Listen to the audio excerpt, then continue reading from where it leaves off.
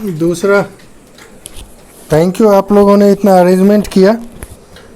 मेरा तो कुछ वैसा प्रोग्राम प्लानिंग कुछ नहीं था, लेकिन आप लोग तुरंत, इसी को कहते हैं कैंप, नहीं समझे?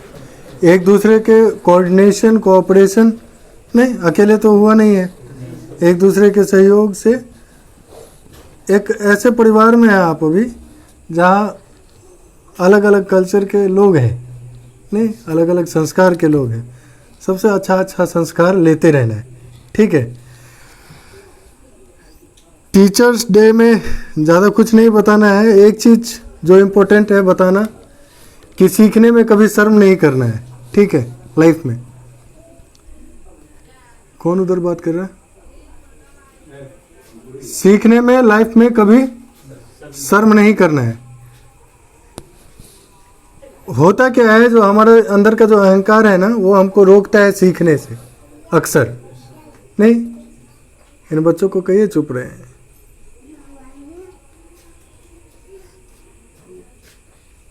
क्योंकि अहंकार जब तक रहेगा तो सीखने का जो क्षमता है हमारा, वो एकदम नील रहेगा, कुछ नहीं। अब हम लोग सोचेंगे जो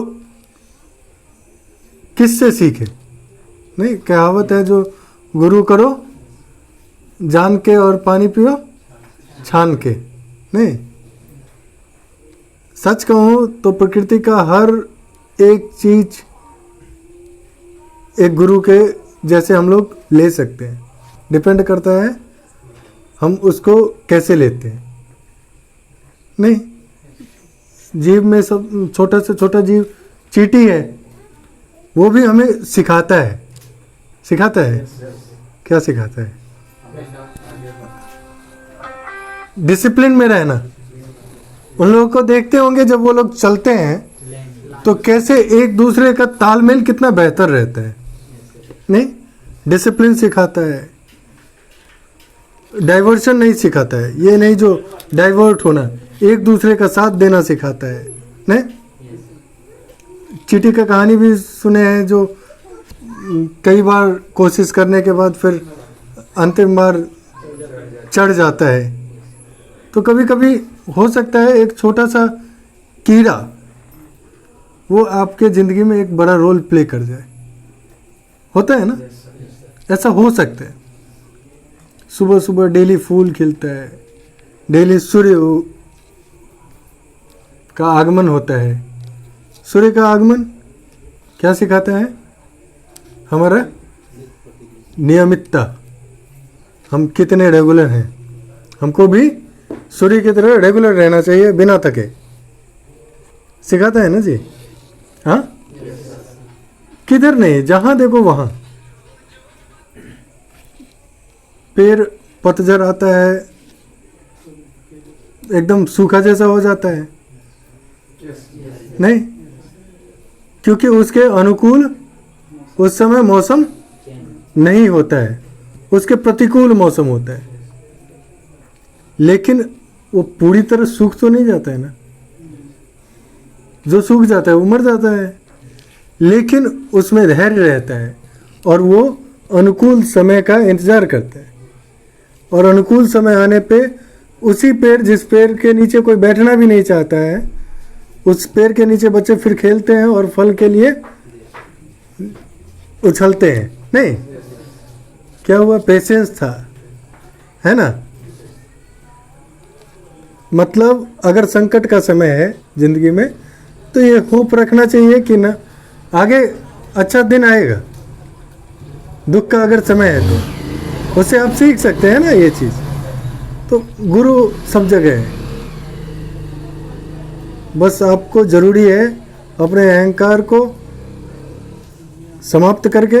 हो सकता है यहाँ भी आपको बहुत सारे ऐसे टीचर्स मिलते होंगे जिनका क्वालिटी आपके कुछ बहुत बेहतर क्वालिटीज़ के सामने कुछ नहीं होगा। एजुकेशन लेवल आपका उनसे काफ़ी बेहतर होगा, लेकिन कुछ बेहतर है। जो आपको सिखा रहे हैं उनमें उनका एफिशिएंसी है better than you, that's why he is teaching you. Okay, तो उस समय आप अपने अहंकार को अगर बरकरार रखें कि नहीं ये क्या है,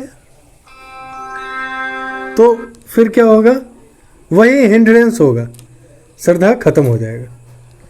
और जैसे ही श्रद्धा खत्म हुआ तो श्रद्धावान लभते ज्ञानम, जहाँ श्रद्धा है वहीं ज्ञान है। श्रद्धा रहेगा तभी आप कंसीव कर पाएंगे, कंसीव, ठीक है, आप चीज़ों को ग्रहण कर पाएंगे। नहीं तो फिर वो लोटा उल्टा हुआ, जिसमें बारिश होता रहे लेकिन पानी ना भरे, वही वाली बात हो जाएगी। ठीक है, तो आप लोग लाइफ में इस चीज़ को इंक्लूड कीजिए, देखिएगा आप फील करेंगे कि आपका नॉलेज का लेवल जो है वो डे बाय डे बढ़ेगा।